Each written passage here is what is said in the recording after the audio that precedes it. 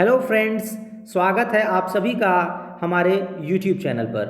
Friends, हमें आशा है आप सब लोगों ने सीटेट जनवरी 2024 का फॉर्म फिल कर दिया होगा।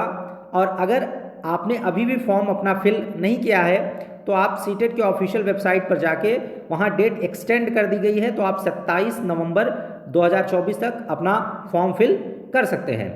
और बाकी रही बात आपके तैयारी की, तो आपने तैयारी भी अपनी स्टार्ट कर दी होगी।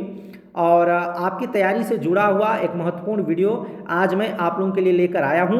और मैं आपकी तैयारी के लिए हमेशा आपको बताता रहता हूं कि आपको सबसे पहले सीटेट की तैयारी का जो पहला स्टेप है वो है कि आप सीटेट के सिलेबस को अच्छे से पढ़ें और उसके अकॉर्डिंग ही अपनी तैयारी करें। तो सीटेट का सिलेबस जो चाइल्ड डेवलपमेंट एंड पेडागोजी का सिलेबस है, तो उसको अगर आप देख पा रहे होंगे स्क्रीन पे, तो उसमें जो लर्निंग एंड पेडागोजी का सेक्शन है उसमें पहला जो पॉइंट है, how children think and learn, how and why children fail to achieve success in school performance. तो ये जो टॉपिक है, और ये देखिए आप एलिमेंट्री स्टेज का देख पा रहे होंगे जो क्लास 6 to 8 का है, उसमें भी ये टॉपिक दे रखा है। और फिर आप अगर प्राइमरी का देख पा रहे होंगे, प्राइमरी स्कूल चाइल्ड का, तो उसमें भी दे रखा है how children think and learn and why children fail to achieve success in school performance. तो इसी टॉपिक पे से रिलेटेड आज मैं एक वीडियो आपके पास ले आया हूं, जो बच्चों में जो विकार होते हैं, पठन संबंधी विकार, जो उनको पढ़ने के दौरान चैलेंजेस आते हैं, उसी पे ये वीडियो मेरा है।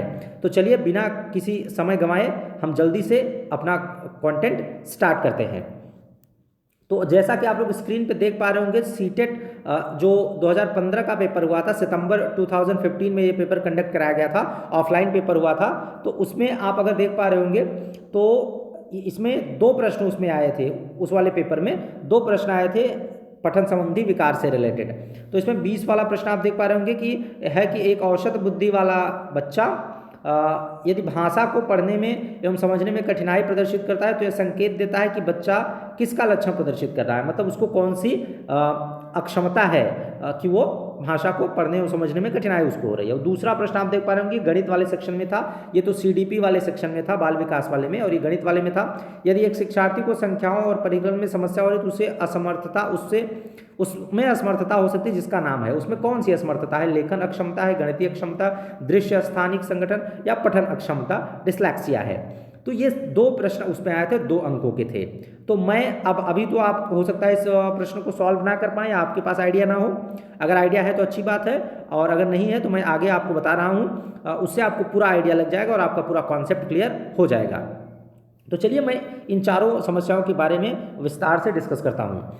तो अगर आप पहली अक्षमता देख पा रहे होंगे तो उसमें है पठन विकार, जिसको डिस्लेक्सिया बोलते हैं। तो आप ध्यान से देखिएगा, पठन विकार अधिगम अक्षमता के भाग होते हैं। डिस्लेक्सिया पठन विकार से जुड़ा है क्योंकि यह रीडिंग, राइटिंग और स्पेलिंग में कठिनाई को संदर्भित करता है। वर्णमाला के समान आकृतियों और ध्वनियों के साथ भ्रमित होने में, अक्षरों और शब्दों को पढ़ने, व्याख्या करने और समझने में असमर्थ होने में। तो कहीं ना कहीं ये भाषा से संबंधित अक्षमता है, ये लैंग्वेज डिसेबिलिटी है कि आपको लैंग्वेज को समझने में कठिनाई आती है। जैसे अब टीचर ने एक सेंटेंस लिख दिया बोर्ड पे, the owl was a bird, तो अब इसको जिस बच्चे के पास डिस्लेक्सिया की प्रॉब्लम है, पठन विकार उसके अंदर है, तो वो कैसे लिखेगा, TEHOWL, वाज को लिखेगा सॉ, ब्रिड लिख देगा।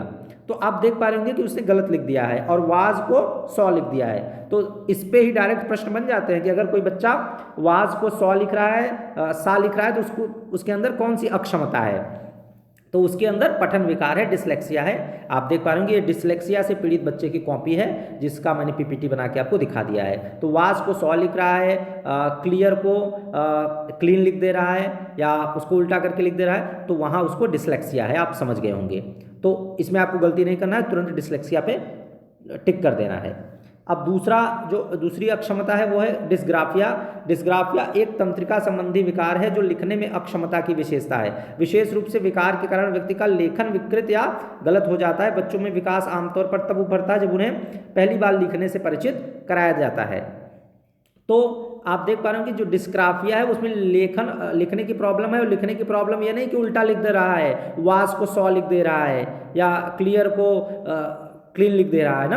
अब देखिए इसमें क्या है कि इसमें राइटिंग में उसकी प्रॉब्लम होती है, राइटिंग जो होती है। जैसे देखिए, the quick brown fox jumps over the lazy dog. तो इसमें देखिए कैसे लिख रहा है, द को एकदम लाइन के नीचे लेके चला गया है, क्विक ब्राउन को देखिए लाइन के नीचे, फिर एकदम पास पास क्लोज करके लिख दिया है और लाइन के नीचे ले जा रहा है। मतलब आप देख पा रहे होंगे कि इसमें लेजिबल नहीं है, ये पठनीय नहीं है, तो अच्छा नहीं लिख पा रहा है, उसकी राइटिंग में मिस्टेक है, वो उसकी राइटिंग अच्छी नहीं है और शब्दों को वर्ड्स को अच्छे से उतार नहीं पा रहा है, तो ये उसकी प्रॉब्लम है। ठीक, तो मतलब जो लेखन संबंधी अक्षमता है वो बेसिकली राइटिंग से रिलेटेड है। ये नहीं कि 100 को वाज लिख दे रहा है तो इसको आप डिस्ग्राफिया में दिखा देंगे, वो डिसलेक्सिया है, क्योंकि उसने पढ़ा गलत, उसने डिकोड गलत किया, फिर उसको गलत लिख भी दिया, और इसमें यहाँ राइटिंग उसकी अच्छी नहीं है। तो राइटिंग जब अच्छी नहीं लिखेगा तो वो सीधी सी बात है कि उसको डिस्ग्राफिया की प्रॉब्लम है। तो डिस्ग्राफिया से पीड़ित बच्चे की कॉपी कुछ ऐसी दिखेगी। अब बात आते हैं तीसरे पे आते हैं डिस्कैलकुलिया। तो डिस्कैलकुलिया में क्या होता है कि कैलकुलेशन में प्रॉब्लम आएगी उसको, जैसा नाम से ही स्पष्ट है, आप देख पा रहे होंगे डिस्कैलकुलिया मतलब एक अब इसको पढ़ते हैं। डिस्कैलकुलिया एक विकलांगता है जिसके परिणाम स्वरूप अंकगणित सीखने या समझने में कठिनाई होती है। जैसे संख्याओं को समझने में कठिनाई है, यह सीखना कैसे संख्याओं में हेरफेर करना, गणितीय गणना करना और गणित में तथ्य सीखना। इसे कभी कभी बोलचाल की भाषा में गणित डिस्लेक्सिया कहा जाता है। हालांकि ये दोनों चीज़ें अलग अलग हैं, लेकिन इसमें अंकगणित सीखने में कठिनाई आती है। बेसिकली आपको समझना है संख्याओं को समझने में कठिनाई। जैसे देखिए डिस्ग्राफिया से जो पीड़ित, डिस्कैलकुलिया से जो पीड़ित बच्चा है उसकी कॉपी कैसे लिखेगा वो, जैसे मान लो टीचर ने प्रॉब्लम दी 1 + 5 = 6, तो देखिए 1 + 5 को देखिए उसने उल्टा लिख दिया। तो गणित में अगर अंकों को उल्टा लिख रहा है तो वो डिसलेक्सिया नहीं है, वो डिस्कैलकुलिया है। अगर अंकगणित में कहीं वो मिस्टेक कर रहा है, जिसे देखिए 3 को उल्टा लिख दिया, 3 को देखिए ऐसे लिख दिया 6 के तरीके से, तो अगर यहाँ ऐसे अंकों को उल्टा लिख रहा है या जोड़ घटाना नहीं कर पा रहा है, तो वहाँ अंकगणित से संबंधी जो समस्या होगी वो डिस्कैलकुलिया में आएगी। आप इतना कॉन्सेप्ट अपना क्लियर रखेंगे, मेसअप आप नहीं करेंगे, ये जान लीजिए। आपका कॉन्सेप्ट क्लियर रहेगा तो आपका 1 या 2 नंबर आसानी से क्लियर हो जाएगा सीटेट के परीक्षा में। तो अब ये डिस्कैलकुलिया हो गया। अब बात करते हैं डिस्प्रैक्सिया की।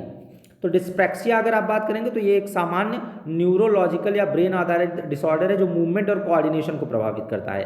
मतलब बच्चा अगर खेल रहा है तो मतलब देखिए आप इसमें लिखा भी है कि खेल खेलने में उसको प्रॉब्लम आएगी, कार चलाना सीखना, जैसे साइकिल चलाने में उसको प्रॉब्लम आएगी, वो जल्दी सीख नहीं पाएगा साइकिल चलाना। तो ये डिस्प्रैक्सिया हो गया कि उसमें कोऑर्डिनेशन, जिसमें कोऑर्डिनेशन की ज़रूरत हो वो उसे चुनौतीपूर्ण महसूस होगा, वो वाला काम। ठीक, तो ये डिस्प्रैक्सिया की बात हो गई कि मूवमेंट से रिलेटेड है, कोऑर्डिनेशन से रिलेटेड है। अब एक और विकार होता है बच्चों में जो आप अभी एग्जाम्स में, रिसेंट एग्जाम्स में पूछा जा रहा है, आप इसको देख लेंगे, इसको कहते हैं ऑटिज्म। तो ऑटिज्म होता है, इसको स्वलीनता बोलते हैं। स्वलीनता मतलब बच्चा अपने में ही व्यस्त रहेगा, उसका सामाजिकरण नहीं होगा, दूसरे बच्चे से वो इंटरेक्ट नहीं होगा। इसमें देख पा रहे होंगे आप मस्तिष्क के विकार के दौरान होने वाला, विकास के दौरान होने वाला विकार है जो व्यक्ति के सामाजिक व्यवहार और संपर्क को प्रभावित करता है। हिंदी में इसे आत्मविमोह और स्वपरायणता भी कहते हैं। मतलब बच्चा अपने में ही बिजी रहेगा, उसका सामाजिक व्यवहार अच्छा नहीं हो पाएगा, उसका सामाजिक विकास नहीं हो पाएगा और उसके कारण उसके अंदर और भी प्रॉब्लम आने, उसका भावनात्मक विकास अच्छे से नहीं होगा, तो अन्य पहलुओं को भी वो प्रभावित करने लगेगा। तो ये है ऑटिज्म। तो उम्मीद करता हूँ आपने सारा अच्छे से समझ लिया होगा, सारा कॉन्सेप्ट जो आपको बताया गया, चाहे डिस्लेक्सिया हो, डिस्ग्राफिया हो, डिस्कैलकुलिया हो। मैंने उसकी कॉपी भी दिखाई कि बच्चों की कॉपी कैसी होती है इनसे पीड़ित बच्चों की। और बाकी चाहे आप प्राइमरी स्टेज के लिए, 2 स्टेज में सीटेट की परीक्षा होती है, प्राइमरी और अपर प्राइमरी, तो दोनों में ये प्रश्न फ्रिक्वेंटली पूछे जाते हैं। तो thank you for watching the video. उम्मीद है आपको अच्छे से समझ में आया होगा। अगर वीडियो अच्छा लगा हो तो हमारा चैनल सब्सक्राइब जरूर कर ले, जिससे आपको यूजफुल वीडियोस की नोटिफिकेशन मिलती रहे, और हमारे वीडियो को लाइक भी ज़रूर कर दें। और अगर आपको कोई डाउट हो डिसलेक्सिया या इनसे पठन विकार से रिलेटेड, बच्चों के विकास से रिलेटेड, तो आप उसको कमेंट करके नीचे पूछ भी सकते हैं। और बाकी वीडियो अच्छा लगा हो तो अपने फ्रेंड्स के साथ शेयर भी जरूर कर दें। मिलते हैं आपसे नेक्स्ट वीडियो में किसी अन्य यूजफुल इन्फॉर्मेशन के साथ। तब तक आप लोग अपना ख्याल रखें, अपनी तैयारी अच्छे से करते रहें। Thank you for watching the video.